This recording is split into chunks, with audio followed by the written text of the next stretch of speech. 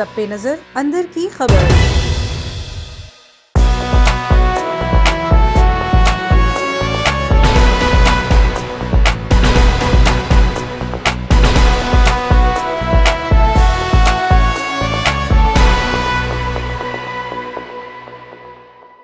बिस्मिल्लाहिर्रहमानिर्रहीम, अस्सलाम वालेकुम। प्रोग्राम सच बोलो के साथ मैं हूं साकिब सलीम कुरैशी।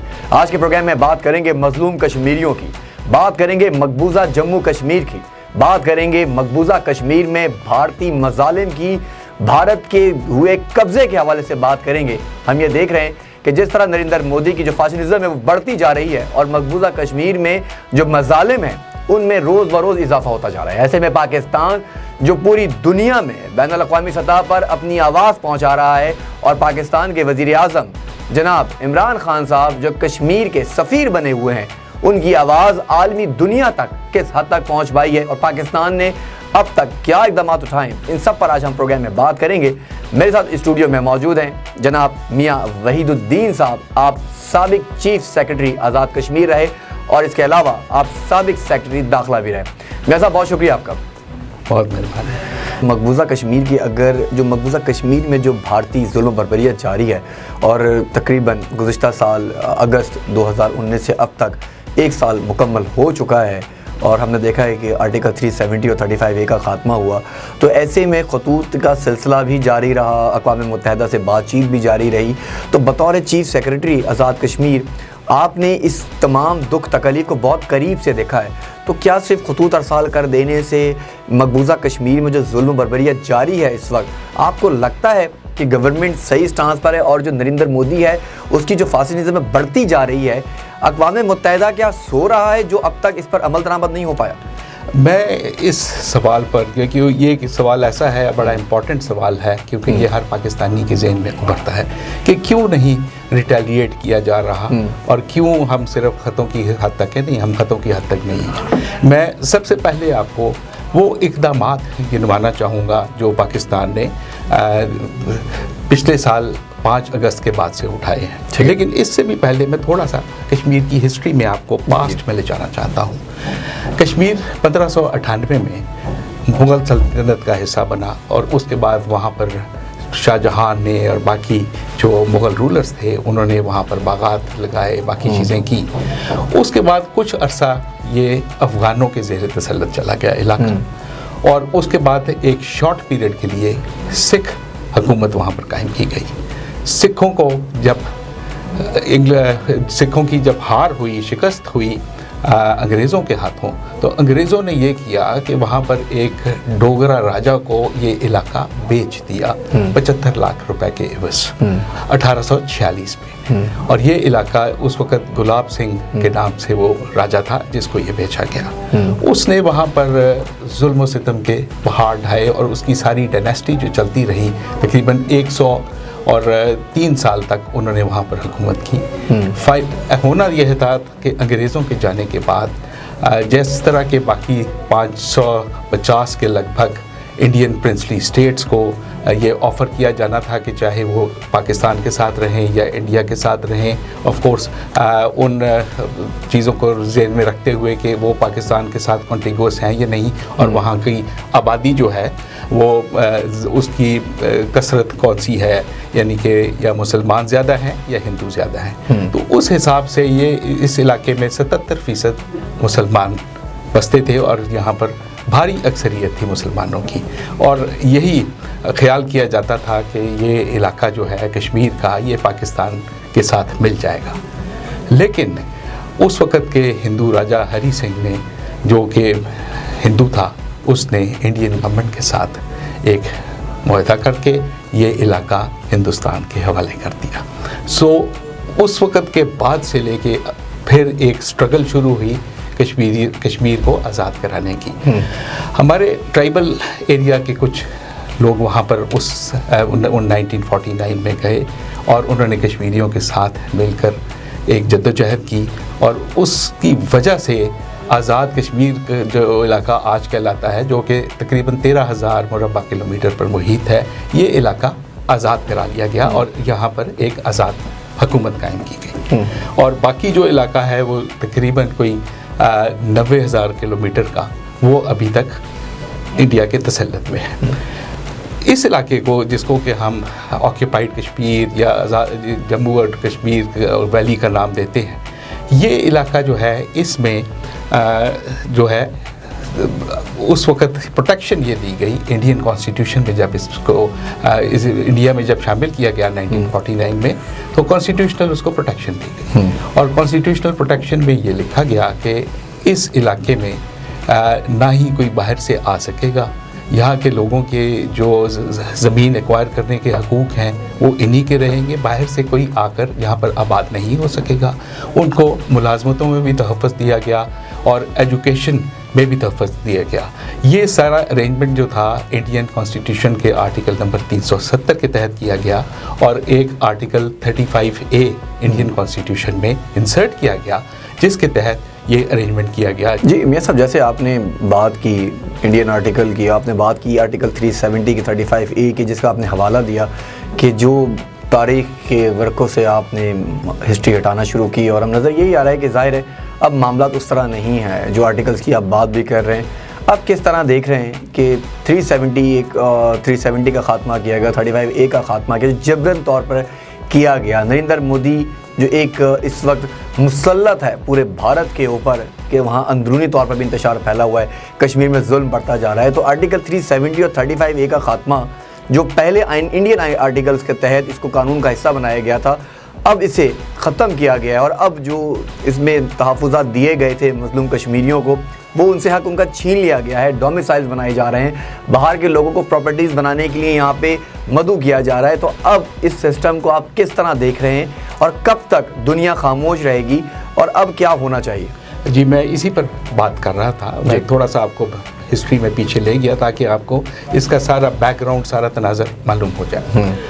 उसके बाद जब ये 1949 के बाद इस अरेंजमेंट के तहत आज़ाद कश्मीर को इंडिया का हिस्सा बनाया गया और वहाँ पर उनको एक अलग स्टेट दी गई, उनका झंडा अपना दिया गया, उनका सदर रियासत अपना था और उनका जो है वज़ीर आज़म अपना था। लेकिन लेटर ऑन उन्होंने फिर इंडिया ने एक अरेंजमेंट के तहत उसको एक कॉन्स्टिट्यूशनल ऑर्डर उन्होंने 1954 में जारी किया और उसके तहत ये सारी अरेंजमेंट्स करके और लेटर ऑन फिर चीफ मिनिस्टर का नाम दे दिया गया प्राइम मिनिस्टर की बजाय, और इस तरह से ये सिलसिला चलता रहा। उस वक़्त के जो प्राइम मिनिस्टर थे जवाहरलाल नेहरू, वो खुद भी कश्मीरी थे और उन्होंने 1949 में एक ख़त भी लिखा पाकिस्तान के वज़ीर आज़म उस वक़्त के लियाकत अली ख़ान को कि हम इस कश्मीर के मसले को UN सिक्योरिटी काउंसिल रेजोल्यूशंस के तहत हल करेंगे जैसे ही यहाँ पर हालात कुछ बेहतर होते हैं। लेकिन ये सारी तिफल तसल्लियाँ थी और वो आहिस्ता आहिस्ता करके वक्त गुजरता गया, पाकिस्तान उनको कहता गया, सारी दुनिया उनको कहती रही, लेकिन उन्होंने ये बात ना मानी। आफ्टर ऑल 2019 में पिछले साल 5 अगस्त को मोदी गवर्नमेंट ने, जो कि एक नहायत ही हट धर्म और बेशर्म गवर्नमेंट है, मैं इसको ये कहूँगा, और उनके लीडर के बारे में मैं ये कहना चाहूँगा कि वो उनको किसी किस्म का कोई ख्याल नहीं है कि दुनिया क्या कह रही है, उनको किसी किस्म का कोई ये ध्यान नहीं है कि उनके कॉन्स्टिट्यूशन में क्या लिखा था। उन्होंने इस कॉन्स्टिट्यूशनल प्रोविज़न को चेंज किया और वहाँ पर ये इलाका जो है इसको इंडिया का हिस्सा बनाया गया और इसके साथ साथ उनका झंडा भी उनसे ले लिया गया और वहाँ पर कर्फ्यू उन्होंने नाफिज कर दिया। ये इस डर से कि यहाँ पर जो आज़ादी की जो तहरीक है ये और ज़ोर पकड़ेगी, यहाँ पर और ज़्यादा राइटिंग होगी, और उसके बाद से लेके अब तक 1 साल से ज़्यादा का अरसा गुजर चुका है कि वहाँ के तकरीबन 80 लाख लोगों को वहाँ पर मुक़य्यद रखा गया है और खौफ यही है कि जिस दिन हमने खोला तो यहाँ पर एक तूफ़ान आएगा। इस दौरान पाकिस्तान तो 70 साल से ये कोशिश कर रहा है, लेकिन पिछले साल से लेकर अब तक की मैं कोशिशों पर ख़ास तौर पर रोशनी डालना चाहूँगा, और वो ये है कि पिछले साल से लेकर अब तक एक तो हमारे वज़ीर आज़म ने यूनाइटेड नेशंस में जाकर जो खिताब किया वो तारीख़ी खिताब था और उससे मसला कश्मीर को उजागर करने में बहुत मदद मिली। पाकिस्तान कॉन्स्टेंटली एफ़र्ट करता रहा कि दुनिया के सामने इस मसले को उजागर किया जाए और उसमें बहुत सी चीज़ें हुई जिससे हर पाकिस्तानी वाकिफ़ है। 2018 और 2019 में एक दो बहुत इंपॉर्टेंट चीज़ें हुई, और वो ये हुआ कि office of the high commissioner of refugees of human rights जो है ये यूनाइटेड नेशंस का, उन्होंने 2 सक्सेसिव रिपोर्ट्स जारी की, और ये रिपोर्ट्स जो हैं ये दुनिया को इन्होंने झंझोड़ के रख दिया। इन्होंने इन रिपोर्ट्स में बताया यूनाइटेड नेशंस की तरफ से, यूनाइटेड नेशंस के high commissioner on human rights की तरफ से, कि इंडियन हेल्ड कश्मीर में बहुत ज़्यादा ह्यूमन राइट्स की वायलेशंस हो रही है। वहाँ पे पायलट गन यूज़ की जा रही है, वहाँ पे औरतों के साथ ज़्यादती हो रही है, वहाँ पे प्रेशराइज करने के लिए उनके बच्चों को पकड़ा जा रहा है, वहाँ पर कैटेगराइजेशन और उनकी प्रोफाइलिंग हो रही है कश्मीरी यूथ की, और उनको A++, A+, B, C की कैटेगरी दी जा रही है, और इसी कैटेगराइजेशन के तहत उनको पहले किसको मारना है, पहले किसको पकड़ना है, इस प्रोफाइलिंग के तहत, और एक निज़ाम जो उन्होंने ये इनके लिए बनाया जुल्म का निज़ाम, उसके तहत उन पर ये मज़ालिम ढाए जा रहे हैं। हुआ ये कि 2019 में आकर तो मोदी गवर्नमेंट ने एकदम जब ये इकदाम लिया कि आर्टिकल 270 को ख़त्म किया, आर्टिकल 35A को ख़त्म किया, जो सेफ गार्ड्स जो प्रोवाइड किए गए थे कश्मीरियों को वो साइड पर रख दिए, तो इसका सबसे बड़ा मकसद जो था वो ये था कि वहाँ की जो है डेमोग्राफी में चेंज लाई जाए, वहाँ पर जो मुसलमान आबादी है उसके तनासिब को डिस्टर्ब किया जाए, वहाँ पर बाहर से लाकर लोगों को आबाद किया जाए, जो हकूक़ पिछले 70 साल से इंडियन कॉन्स्टिट्यूशन ने उनको दिए हुए थे कश्मीरियों को, वो वापस लिए जाए। और उन्होंने ये करते हुए वहाँ पर 7 कर्फ्यू लगाया, और उसके तहत जो है उन्होंने आज तक जुल्म बर्बरियत की जो दास्तानें अभी निकलेंगी, अभी तो हमें पता नहीं चल रहा, वहाँ पे इंटरनेट सर्विस नहीं है, वहाँ पर कोई कम्युनिकेशन नहीं है, तो ये जब भी ये खुलेगा तो उस वक़्त आप देखेंगे कि बहुत सी जुल्म की दास्तानें निकलेंगी। अब मैं ये कहूँगा कि जब ये सिलसिला हुआ तो पाकिस्तान ने अपनी एफ़र्ट्स को दुगना चौगना कर दिया। प्राइम मिनिस्टर ऑफ पाकिस्तान ने वहाँ पे तकरीर की, और उसके बाद से लेकर अब तक यूनाइटेड नेशंस में तकरीर की, और उसके बाद से लेकर हमारे फॉरेन मिनिस्टर ने बेतहाशा फ़ौरन दौरे भी किए, और फिर उन्होंने तकरीबन 50 से ज़्यादा ममालिक के वज़राए ख़ारजा से बातचीत की, उनको बताया। उसके बाद एक वफ़द आया पार्लियामेंटेरियंस का यूके से, उसके बाद यूरोपियन यूनियन से, और इसी तरह अमेरिकन सेनेट से भी एक वफ़द आया, और उन्होंने आके जब हालात वहाँ पर देखे इंडियन हेल्ड कश्मीर में, तो उन्होंने जाके अपनी अपनी गवर्नमेंट्स को इस पर ब्रीफिंग भी दी, और उसके ऊपर उन्होंने उनको ब्रीफिंग्स दे के ये बताया कि वहाँ पर क्या क्या जुल्म हो रहा है, मीनिंग देर बाय कि उन्होंने इन अपने मुल्कों में जाकर हालात बताए। इसी तरह OIC जो है उसने कई इजलास इस पर किए, ठीक है, और मुतअद्दिद बार उन्होंने स्टेटमेंट्स जारी किए, कम्युनिके जारी किए। टर्की, मलेशिया और मुस्लिम ममालिक सब ने इसकी मजम्मत की। पाकिस्तान जो है, पाकिस्तान इस मसले को अब ये कर रहा है कि इसको बार बार लेकर जा रहा है यूनाइटेड नेशंस के पास भी। यूनाइटेड नेशंस के सेक्रेटरी जनरल ने बारहा ये कहा पिछले साल से लेकर अब तक कि ये मसला UN रेजोल्यूशंस के तहत ही, यूएन सिक्योरिटी काउंसिल के रेजोल्यूशंस के तहत हल होना चाहिए। 3 दफ़ा इस दौरान यूनाइटेड नेशन सिक्योरिटी काउंसिल का इजलास इस मसले पर हुआ, जो कि 55 साल बाद हुआ था। उससे पहले ये मसला बिल्कुल सो गया था। सो पाकिस्तान की एफर्ट से ये इस मसले को दोबारा जगाया गया है। पाकिस्तान जो है वो एक अमन पसंद मुल्क है। हमारे शहरी चाहते तो, दिल तो ये करता है कि इंडिया पर चढ़ दौड़ दे, लेकिन अब कौमें, हमारी कौम ख़ास तौर पर हम ऐसा नहीं करते।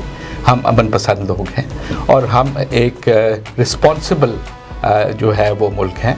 ऑल्दो हमारे पास एटॉमिक पावर भी है, हमारी आर्म फोर्सेस बहुत स्ट्रॉन्ग हैं, लेकिन फिर भी हम जो है एक कायदे के तहत चलते हैं और उसी कायदे के तहत सफारतकारी के ज़रिए हम इस मसले को हल करना चाहते हैं। हम ये चाहते हैं कि वहाँ के अवाम को उनकी ख्वाहिशात के मुताबिक प्लेबिसाइट का हक़ दिया जाए और वो ये फ़ैसला अपनी किस्मत का वो ख़ुद करें। सो ये सारे इक़दाम हैं। मैंने एज़ चीफ़ सेक्रेटरी भी वहाँ पर मुतअद्दिद बार अपने वज़ीर आज़म को जो है असिस्ट किया इन मामलात में और बाहर के दौरे भी किए, बाहर पर जाके लोगों को बताया कि कश्मीर में क्या मसाइल हो रहे हैं।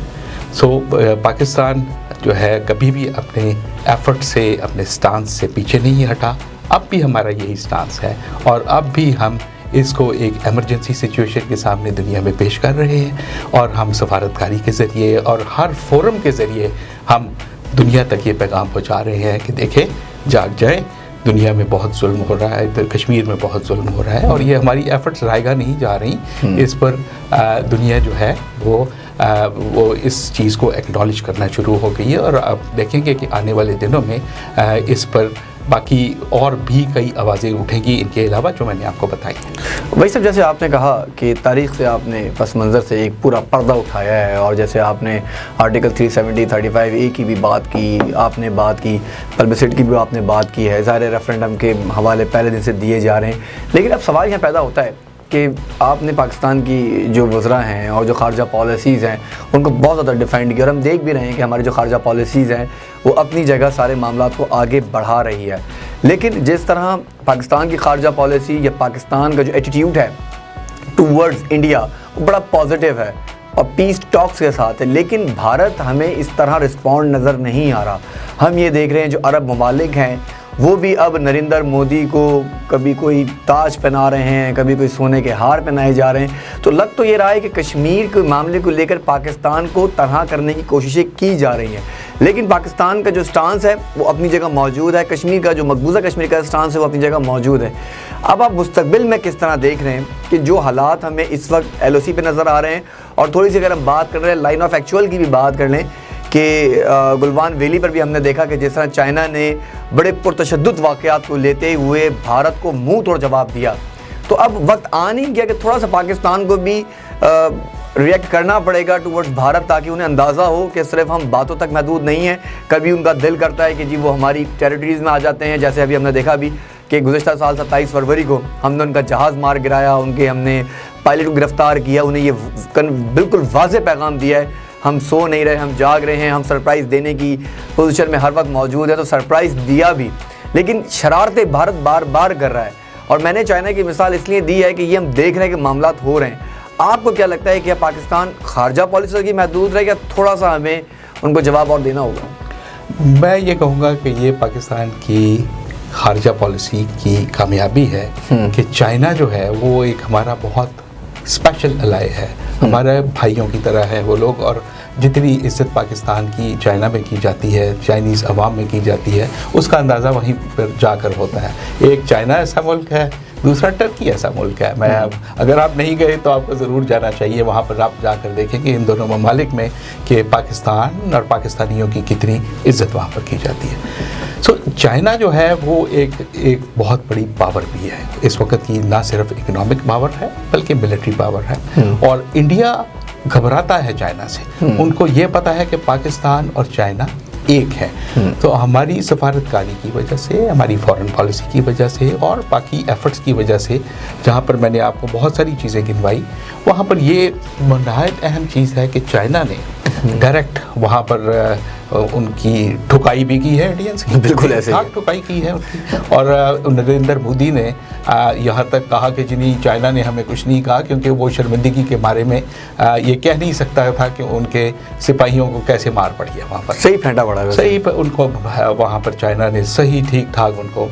अच्छा, ये बड़ी बात है कि ना कोई गोली चली ना कोई बारूद, लेकिन जिस तरह हाथापाई की है और जिस तरह उनको चमेटे लगे, मैं तो ये कहूँगा आप भी शायद यही कहना चाह रहे हैं कि वो मार जो पड़ी है वो याद रहेगा उन्हें। बिल्कुल। और मैं आपसे ये कहना चाहूँगा कि पाकिस्तान और चाइना एक है, हमारे मफादात भी, इस इलाकाई मफादात हमारे बहुत सारे कॉमन हैं। और इसमें तो इंडिया के लिए अब ये पॉसिबल ज़्यादा देर के लिए ये नहीं रह गया कि वो होल्ड ऑन कर सके कश्मीर पर। क्या वजह है कि इंडिया नहीं खोल रहा वहाँ पर कर्फ्यू को? वजह यही है कि उसको पता है कि एक तूफान उबड़ाना है और अप्रोप्रिएट टाइम पर चाइना जो है वो उनके साथ ये कार्रवाई दोबारा से भी कर सकता है। बिल्कुल ऐसी पाकिस्तान जो है, पाकिस्तान अब अभी भी यही पॉलिसी कर रहा है इख्तियार कि तहम्मुल से काम लेते हुए ये कोशिश की जाए कि किस हद तक इंडिया को बाकी ममालिक की तरफ से प्रेशराइज़ किया जा सकता है।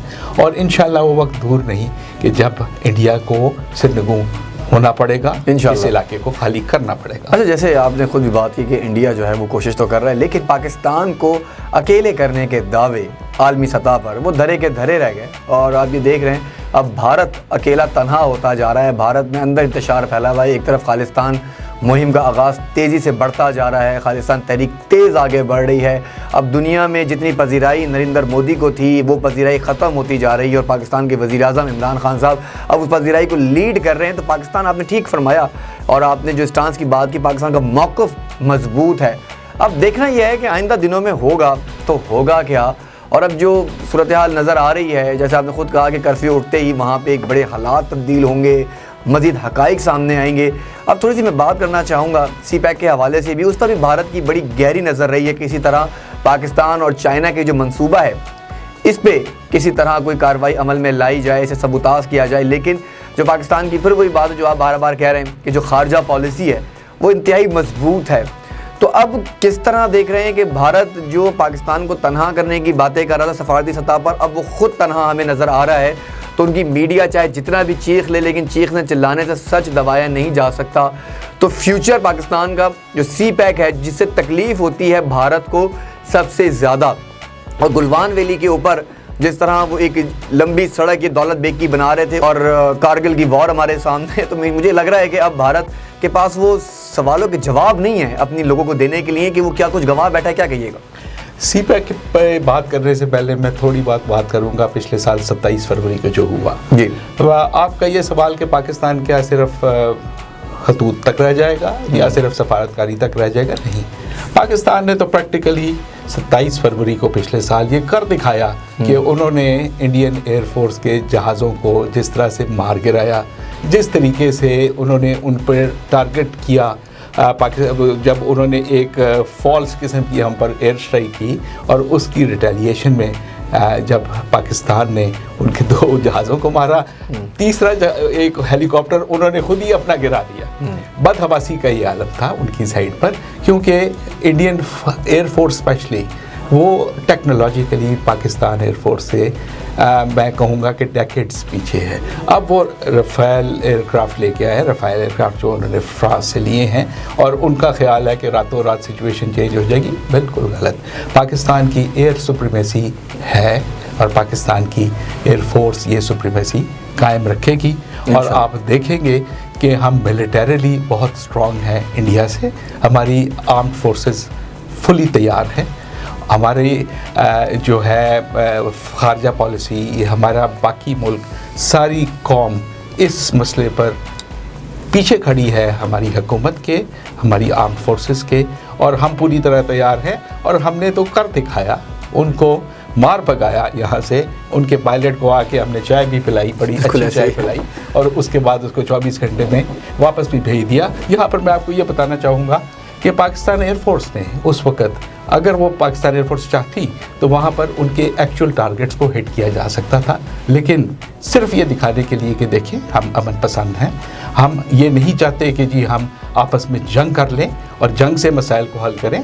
हम ये चाहते हैं कि बातचीत से मसाइल हल हों।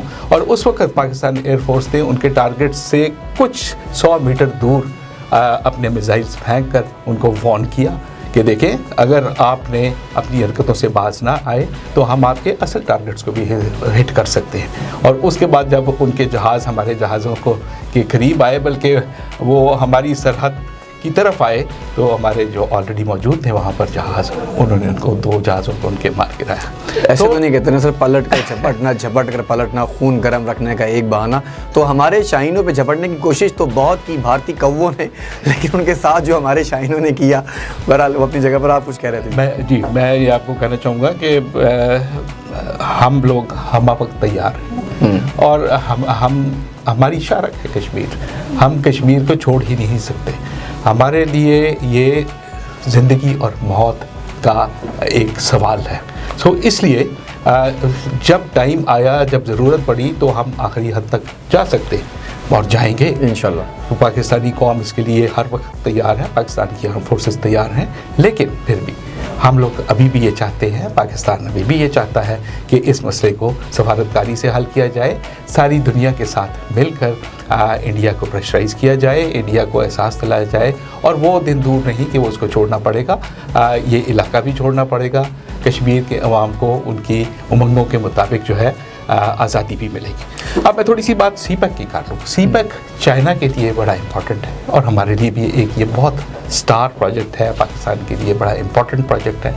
इस प्रोजेक्ट पर बड़ी तेज़ी से काम हो रहा है और इंडिया का ये इसको सैबोटाज करने का अगर ख्याल था, है या हो, उससे कोई फ़र्क नहीं पड़ता। हम और चाइना, पाकिस्तान और चाइना इस पर डिटर्मिन्ड हैं कि इस प्रोजेक्ट को कंप्लीट किया जाएगा। देखें, इसके लैंडमार्क्स हैं, कुछ प्रोजेक्ट्स इसमें पहले किए गए जो कि पिछली गवर्नमेंट के दौरान हुए, फिर अब इस गवर्नमेंट के टेन्योर के दौरान कुछ प्रोजेक्ट्स हो रहे हैं और अगली भी जो हुकूमतें आएंगी, इससे फ़र्क नहीं पड़ता कौन सी पार्टी बाहर आती है, क्योंकि ये एक पाकिस्तान के मुफाद का प्रोजेक्ट है और ये चलता रहेगा। और इससे आप देखेंगे कि चंद सालों में पाकिस्तान में तरक्की की, खुशहाली की लहर आएगी।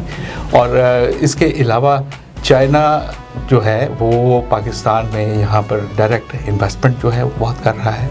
गवादर को इस वक्त जिस तरीके से पोर्ट बनाई जा रही है, वहाँ पर जो पोर्ट बन चुकी है, फिर वहाँ पर जो इस तरह तरक्की दी जा रही है, वहाँ पर एक बहुत बड़ा एयरपोर्ट इस वक्त अंडर कंस्ट्रक्शन है। तो ये सारी चीज़ें आप देखेंगे कि ये खित्ते में ये एक नए हालात आएंगे जो पाकिस्तान के लिए बहुत मुवाफिक होंगे। ठीक है, बहुत शुक्रिया। हमारे साथ मौजूद थे मियाँ वहीदुद्दीन साहब, आप साबिक चीफ सेक्रेटरी आज़ाद कश्मीर रहे और इसके अलावा साबिक सेक्रेटरी दाखिला भी रहे, और जिस तरह वाज़ेह तौर पर आपने मकबूजा जम्मू कश्मीर के हवाले से अपना दो टोक मौक़िफ़ अपनाया और वाज़ेह तौर पर भारत को, नरेंद्र मोदी को यह पैगाम दिया कि पाकिस्तान किसी भी जगह कमज़ोर नहीं है और भारत की जो हटदर्मी है और जिस तरह की वो जंगी जुनून उस पर सवार है, वो कोशिशें कर रहा है, तो पाकिस्तान मुकम्मल तौर पर भरपूर जवाब देने के लिए तैयार है। पाकिस्तान की जो अमन की ख्वाहिश है, इसे किसी किस्म की कमज़ोरी ना समझा जाए। भारत जो इस वक्त मकबूजा कश्मीर में ज़बरदस्ती तौर पर काबिज़ है, जिसने ना सिर्फ अपने ही कवानीन की धज्जियाँ उड़ाई हैं, अपने आर्टिकल की जो निफाज था उसे ख़त्म करके एक बार फिर पूरी दुनिया के सामने ख़ुद को एक्सपोज कर दिया है कि जो नरेंद्र मोदी की पॉलिसीज़ हैं वो हमेशा से दहशतगर्दी की तरफ जानिब रही है। कश्मीर पाकिस्तान का दो टोक अंग है, पाकिस्तान का हिस्सा है और मकबूजा कश्मीर इंशाल्लाह बनेगा पाकिस्तान। इमरान खान साहब ने जिस तरह अक़वाम मुत्तहिदा की इजलास में, जनरल असेंबली के इजलास में वाज़ेह तौर पर कलमा पढ़ के कहा था कि ला इलाहा इल्लल्लाह मुहम्मदुर रसूलुल्लाह, खून के आखिरी कतरे तक हम मकबूजा कश्मीर की आज़ादी के लिए लड़ेंगे और इंशाल्लाह पाकिस्तान को कश्मीर का हिस्सा बनाएंगे। तो इस अज़म के साथ मुझे और वहीदुद्दीन साहब को दीजिए इजाज़त। अल्लाह निगहबान।